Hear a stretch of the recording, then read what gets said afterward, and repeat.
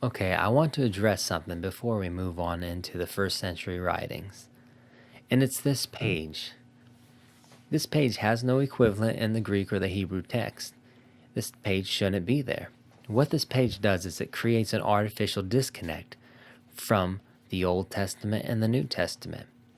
And now, a lot of our translation of the New Testament comes from a mindset that's completely disconnected from what God was doing. Like the plan of God drastically changed. In fact, now you have organizations that pass out New Testaments rather than the Bible. Or people get saved and they're told, okay, now start in John and start reading, or start in Matthew and start reading through the New Testament.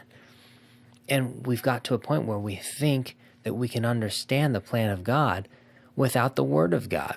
We think we can start people in the New Testament and they'll understand the plan of God. And if we think that, then we don't know the plan of God.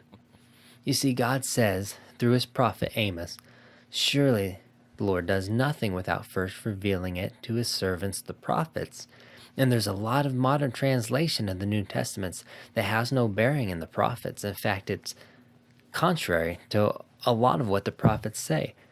So I want us to remove this page from our minds. So we're going to fluidly go right into the New Testament, or what I like to call the first century writings, from what we've been talking about in the context of their mindset and what God's been planning and speaking and saying he was going to do through them. And I think it's going to change the way we see the New Testament.